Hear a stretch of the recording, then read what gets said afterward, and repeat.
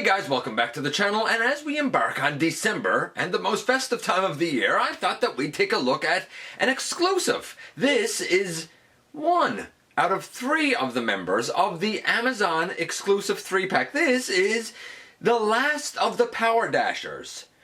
It is Siege Aragon, and you may not quite recognize this alt mode because this is a fan mode that homages his G1 weird looking car thing, but it's not the fan mode that has kind of been making the rounds. Not quite. I'll explain what I mean when we take a look at this guy in the latest GotBot True review.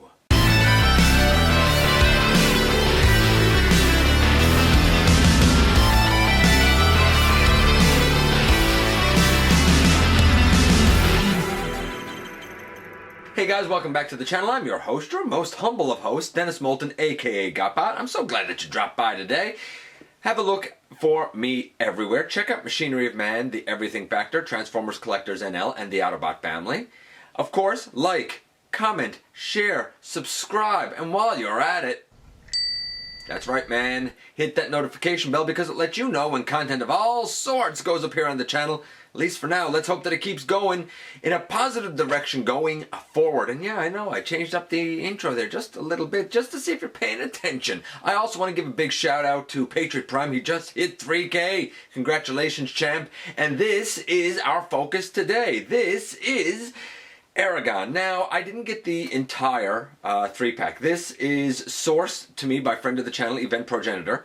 And I had Zetar, and I love Zetar. And I had Cromar, and I love Cromar. I really wanted to kind of round out that trio, but I didn't really need a Impactor or Mirage because I already had the Siege ones. Nevertheless, we'll kind of use those as a point of reference, and we're going to sort of grade this guy, and we're going to give an overall grade to the box set, so to speak. I'm going to show this fan mode. It's the only transformation that I'm going to show. And we're also going to, this time around, do guilty or innocent. Anyway, that's a whole lot of things to cover, so without any further ado, let's head over to the table and take a closer look at this guy. And I know what you must be asking yourself. Hey, GotBot, why are you just looking at Aragon? Why not the entire 3-pack, man? Well, here's why. The Amazon 3-pack came with Impactor, and I already have a version of Impactor that I'm very happy with. Granted, he is based on the kind of G1 comic iteration, as where the 3-pack version is based on his more recent IDW Comics iteration. So I understand why fans might have a preference to one over the other. Now, I looked at Impactor here in episode 612, and I basically said that his paint apps were a 10, his articulation was a 9.75, and his transformation was a 10 for an overall score of about a 9.99. Look, if you prefer the gladiatorial head, it's the same thing, honestly. He's a fantastic figure, pretty much a 10. He's innocent of the recent Siege price increase. On the far side, we have Mirage. Now, if you want like a clear, hollow version of Mirage, then hey, the 3-pack is right up your alley. I'm not for that. I'm cool with this Mirage. I looked at Mirage in episode 611, and I said that he was 9.5s across the board. Overall score of a 9.5, but he is less mass of plastic, and because of that, he was guilty. So right now, if you kind of comparatively look at the totality of the 3-pack, we have an innocent, we have a guilty, and somewhere in the middle will fall Aragon to give the 3-pack an overall score and an overall guilty and innocent verdict. Now, that's not the only way that I want to quantify this guy, because he's part of a trio, the trio of Power Dashers. I looked at Cromar in episode 604, and I looked at Zetar in episode 599. Cromar overall score was about a 9.5, 9.75. Zetar, as far as I'm concerned, that reuse of the brunt mold is perfect. I love it. 10s across the board. So, the bottom line, if you look at him in terms of this trio or the Amazon 3-pack trio, he is with good quality company. So how does he stack up? Well, that brings us to the crux of our story now, doesn't it? Then we're going to begin things by looking at his paint apps first. This is a reuse of the COG weaponizer mold, and I really enjoyed COG and the versatility therein. In this case, I was curious if it could be kind of reoriented in such a way that not only does it pay homage to the robot, but to the original vehicle mode as well. And when we do the conversion, that's how we're going to do the conversion, to see what we can come up with that's an homage to the original vehicle mode car for this guy. In terms of a robot, his arms, his torso should be all red, his head should indeed be silver. His thighs should be red, his kneecaps and his feet should be silver, and his shins black. Indeed, this is undoubtedly Aragon, even with his goofy, doofy head. Just like the other Power Dashers, he's a 10. Speaking of that goofy head, there you go. It looks gloriously gaudy. Now, as one might expect from these weaponizer guys, he is covered in 5mm ports, a couple of pegs. You will notice that here he has this blaster in his arm. That one is toleranced very well. It fits in all of the ports on him nicely. The other one that's in his hand does not. It fits in his hands fine. It fits on his chest ports fine. It does not fit on the forearm ports well. It does not fit on the leg ports well. And I believe there's even a couple here on the back. Yeah, it doesn't fit in these particularly well either, unfortunately. Nevertheless, we have two of them, and they're fine, I guess. In terms of his articulation, though, we have a head that goes left and right. Can kind of look up and down, sorta. The arms toleranced on this copy of the mold very well. They go all the way around. Of course, this piece comes out on the hand. It allows for full outward movement. We have little over 90 degree at the elbow. We have a bicep swivel. We have a waist swivel. We have legs that can kick all the way forward and back about that far. We have a thigh swivel. We have a super duper deep knee, which I love, and we have ankle tilt. All the joints on him feel good, they feel solid, absolutely nothing feels loose, at least not on this copy. I'm going to say, honestly, while it would be nice to have some maybe wrist movement, that's about the only thing missing.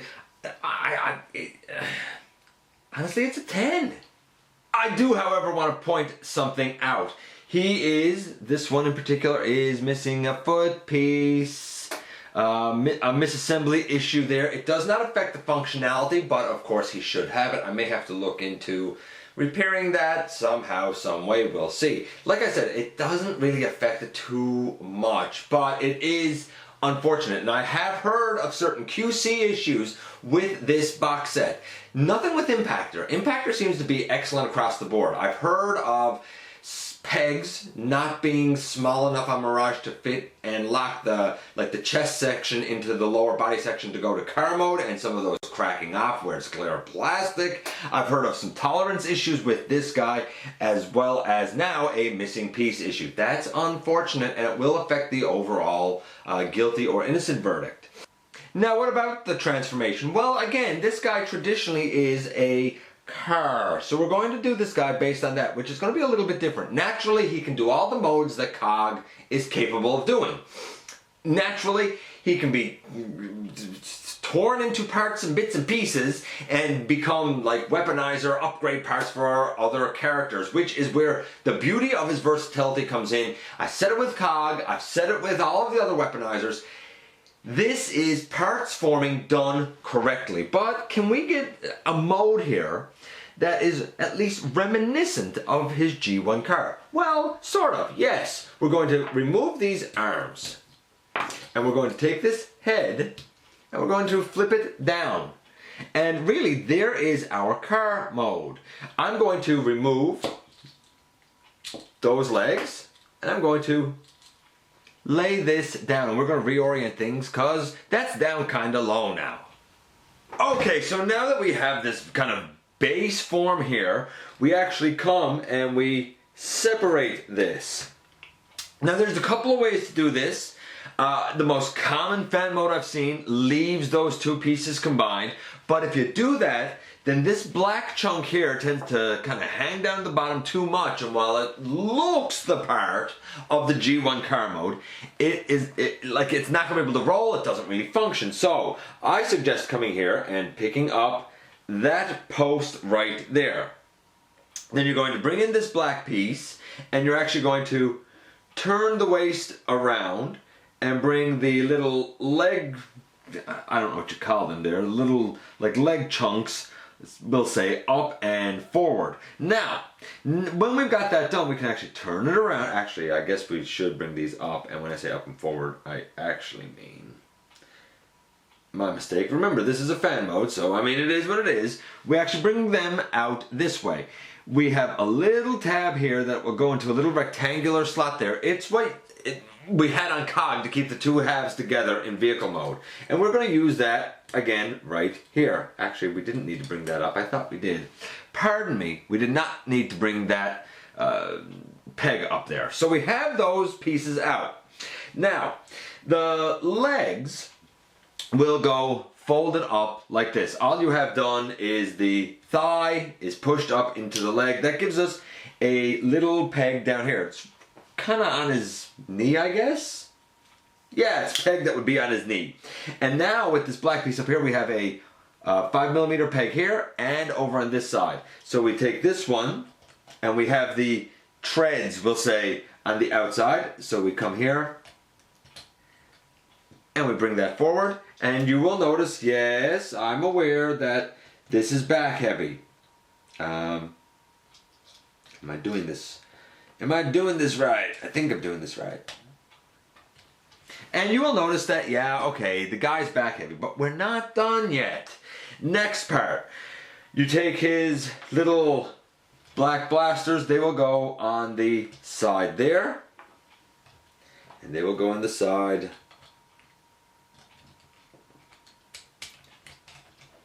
over there. And a little bit better. Still we have that problem though. So now we're going to take those arm pieces, and we still have two pegs. They're or peg holes. They're the peg holes that really are his chest. And what we're going to do is put the arm in this sort of configuration. See if I can show this a bit better. This sort of configuration where we have the peg down under and we sort of bend the arm down. We're going to take that and place it in that peg hole, and we have one more to place in the peg hole over there on the chest. And now, what do you know, it actually stays, well, for the most part anyway, stays up and can roll. I'm going to back this up a little bit, just let you kind of see it from a couple of angles here. Naturally, this would look better if I had both of those foot pieces in, but you can see how it looks here, as well as a top-down view and an underneath view. I hope that that's enough to show how this goes together. And here he is with his weirdo brethren, and they're all in their vehicle modes, and they all look pretty great overall. Here's the thing, if you forget that these guys are weaponizers, like you take that out of it, that's just additional versatility. The fact that they can pull off something that is a semblance of their G1 alt modes, as strange as those were, is a testament to how good these guys are. Honestly, Aragon is no different. His transformation, just like with the other ones, is a 10. In terms of mass per grams, he clocks in at 82. With that foot piece missing, I'm going to say he would be about 83. I'm going to say that that's about 1 gram of plastic, which means he's right on par, really, with, well, he's about 2 grams lighter, maybe 3 grams lighter than what, say, a Prime Wars Trilogy Deluxe would have been. And so that really brings us back to our trio, doesn't it? Aragon by himself had a 10 for his paint apps. he had, I'm going to say a 9.5, maybe even a 10 for his articulation. No, I'll say 9.5 because you did have that tolerance issue with the little blaster. And he had a 10 for his transformation. He is as good as any of the other Power Dashers. I think that these are great molds. This one might be the weakest of them, but it's still a really, really good mold. In terms of the trio, here in Canada, this box set retailed for $99.99. 3 deluxes would be $30 each. That's $90. So we have another $9, I guess, because of exclusivity. I don't know. Was this worth that price? I don't think so. As good as all 3 of these are, Impactor is innocent, Mirage is innocent, and Aragon, well, we defer to our quintessence judges. That's right, so I ask you, most honorable and esteemed judges, is Aragon guilty or innocent? Guilty.